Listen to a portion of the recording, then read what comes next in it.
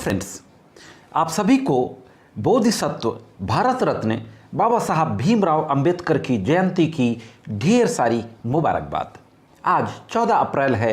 हम सभी जानते हैं कि आज बाबा साहब की जयंती है और पूरे देश ही नहीं बल्कि पूरी दुनिया में बाबा साहब की जयंती को अलग अलग समूहों के द्वारा, अलग अलग संगठनों के द्वारा जोर शोर से मनाया जाए। साथियों, आज मैं कानून की किसी धारा या सुप्रीम कोर्ट या हाई कोर्ट की किसी निर्णय के बारे में बात करने नहीं जा रहा हूं, बल्कि आज बाबा साहब के द्वारा किए गए कुछ महान कार्यों के बारे में बात करने जा रहा हूं। वैसे तो बाबा साहब ने इतना काम किया है, समाज सेवा के क्षेत्र से लेकर के राजनीति के क्षेत्र तक, कि उनके कामों पे अगर चर्चा की जाए तो पता नहीं कितना वक्त लग जाएगा। लेकिन उन्हीं महान कामों में से कुछ महत्वपूर्ण कामों के बारे में आज के इस वीडियो में ज़रूर बात करेंगे।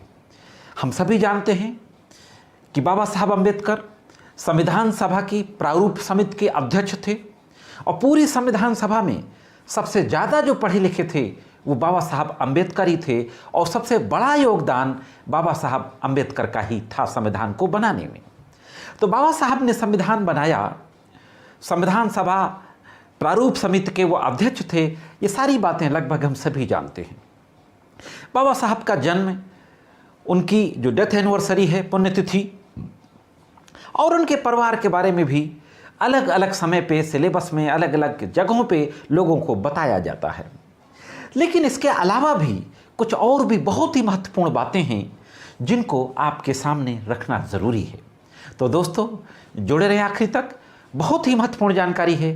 देखते हैं कि वो कौन सी और महत्वपूर्ण बातें थीं, महत्वपूर्ण काम थे जो बाबा साहब भीमराव अंबेडकर के द्वारा किए गए। सबसे पहले मैं बात करने जा रहा हूं भारत के अंदर आरबीआई की स्थापना की, रिजर्व बैंक ऑफ इंडिया की स्थापना। 1935 में रिजर्व बैंक ऑफ इंडिया की स्थापना हुई।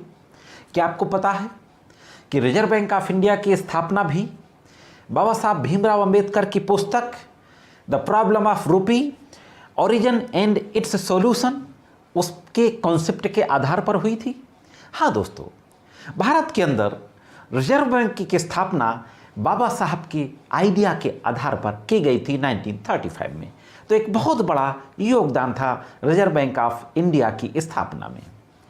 इसी के साथ साथ दोस्तों, एक बहुत बड़ी घटना बाबा साहब के जीवन की सब लोगों ने सुना होगा कि बाबा साहब अंबेडकर ने महान सत्याग्रह किया था और उसी दिन जो मनुस्मृति, जो जिसका कि बाबा साहब विरोध करते थे, उसको जलाने का काम भी बाबा साहब और उनके तमाम साथियों के द्वारा किया गया था और मनुस्मृति दहन का नाम दिया गया था।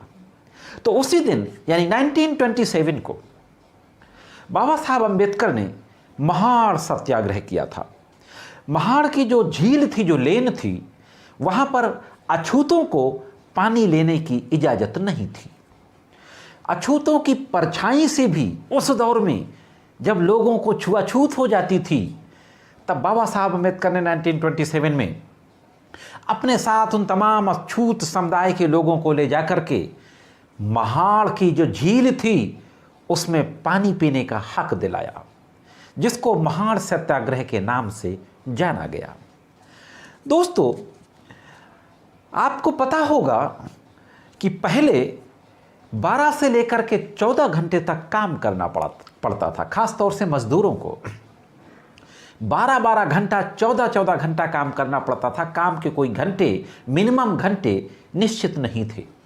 इसके खिलाफ बाबा साहब अंबेडकर ने कामगारों के साथ मिलकर एक ज़बरदस्त लड़ाई लड़ी और 8 घंटे के लिए आवाज़ उठाई कि मजदूरों के काम के ज़्यादा से ज़्यादा जो घंटे हों वो 8 घंटे हों, और इसमें सफलता भी मिली। और लेबर कॉन्फ्रेंस न्यू दिल्ली 1942 में इस बात को एक्सेप्ट किया गया। इसमें भी बाबा साहब का जो योगदान था, उनका जो संघर्ष था, उसी की बदौलत ये काम के 8 घंटे भारत के अंदर मिले थे। साथियों, तमाम महापुरुषों की ऑटोबायोग्राफी है। महात्मा गांधी की ऑटोबायोग्राफी है, माई एक्सपेरिमेंट विद ट्रुथ, मेरे सत्य के प्रयोग। विंस्टन चर्चिल हो, नेल्सन मंडेला हो, तमाम जो महापुरुष हुए हैं दुनिया के अंदर, उनकी ऑटोबायोग्राफियाँ हैं। लेकिन किसी की भी ऑटोबायोग्राफी किसी देश में बच्चों के सिलेबस में टेक्स्ट बुक के रूप में जहाँ तक मेरी जानकारी है शायद पढ़ाया नहीं जाता। हो सकता है किसी किताब में उसका एक चैप्टर जरूर हो, लेकिन पूरी एक टेक्स्ट बुक के रूप में नहीं पढ़ाया जाता जिसमें 20 पेजेज हैं। लेकिन बाबा साहब अम्बेडकर की जो ऑटोबायोग्राफी है, जिसको वेटिंग फॉर वीज़ा के नाम से जाना जाता है, जो कोलंबिया यूनिवर्सिटी में टेक्स्ट बुक के रूप में पढ़ाई जाती है। हाँ दोस्तों, कोलंबिया यूनिवर्सिटी में बाबा साहब अम्बेडकर ने कोलंबिया यूनिवर्सिटी में अपनी पढ़ाई की थी। उनके जीवनी के तमाम उतार चढ़ाव से संबंधित एक बहुत बड़ा इतिहास है। किसी अन्य वीडियो में डिटेल में उनकी जीवनी के तमाम फैक्ट्स के बारे में और बात करेंगे। साथियों, इसी तरह आपको ये भी पता होगा कि बाबा साहब अम्बेडकर ने लंदन स्कूल ऑफ इकोनॉमिक्स से पीएचडी की थी इकोनॉमिक में, और ये 8 साल का थीसिस कोर्स था। और बाबा साहब ने 8 साल के उस रिसर्च वर्क को 2 साल 3 महीने के अंदर ख़त्म कर दिया था। बहुत ग्रेट अचीवमेंट था, बहुत हार्ड वर्क का काम था। 8 साल के काम को 2 साल 3 महीने में ख़त्म करना। लंदन स्कूल ऑफ इकोनॉमिक्स में पीएचडी इकोनॉमिक्स से की थी, और उस समय इकोनॉमिक्स से पीएचडी करने वाले वो पहले भारतीय थे, बाबा साहब अम्बेडकर। हम जानते हैं कि बाबा साहब स्वतंत्र भारत के पहले लॉ मिनिस्टर थे और हिंदू कोड बिल लाए थे। 3 सालों तक लंबा संघर्ष करना पड़ा था बाबा साहब को हिंदी कोड बिल के लिए। आज लोग मुस्लिम महिलाओं के बारे में बात करते हैं, 3 तलाक के बारे में बात करते हैं, लेकिन आज़ादी से पहले भारत के अंदर भी हिंदू समाज की महिलाओं के साथ भी बहुत ज़बरदस्त भेदभाव होता था। भयंकर दयनीय स्थिति थी, उनके कोई भी अधिकार नहीं थे, तमाम तरीके की कुरीतियाँ थीं।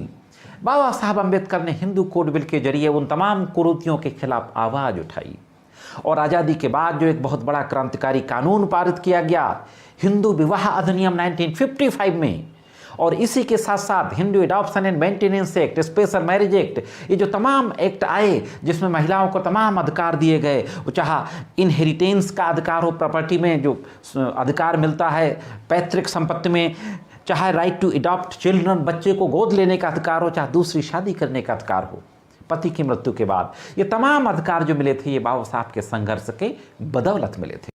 अंत में एक और महत्वपूर्ण बात आप लोगों को बताना चाहूँगा। देश के अंदर वाटर और इलेक्ट्रिसिटी को लेकर के जो नेशनल पॉलिसी बनी, जिसके तहत हमारे किसानों के खेतों तक बिजली पहुंची, बिजली से सिंचाई शुरू हुई, घर घर तक पानी पहुंचाने का काम आज भी जारी है। तो नेशनल वाटर और इलेक्ट्रिसिटी पॉलिसी के तहत जो बिजली और पानी के क्षेत्र में जो तमाम विकास कार्य आज़ादी के बाद शुरू हुए, यह भी बाबा साहब भीमराव अंबेडकर का ही आइडिया था। उन्हीं के आइडिया पर यह काम भी शुरू किए गए थे साथियों। तो दोस्तों, ये थी कुछ ज़रा सी बाबा साहब के जीवन की महत्वपूर्ण बातें, जिनको आपके सामने मैंने इस वीडियो के माध्यम से रखा। मैं समझता हूं कि जानकारी आपको ज़रूर अच्छी लगी होगी। ये जानकारी कैसी लगी कमेंट्स करके ज़रूर बताएं। आज के वीडियो में सिर्फ इतना ही। मिलते हैं किसी अन्य वीडियो में कानून की कुछ अन्य जानकारियों के साथ। तब तक कानून की विभिन्न तरीके की जानकारियों के लिए देखते रहें लीगल एंड सोशल अवेयरनेस।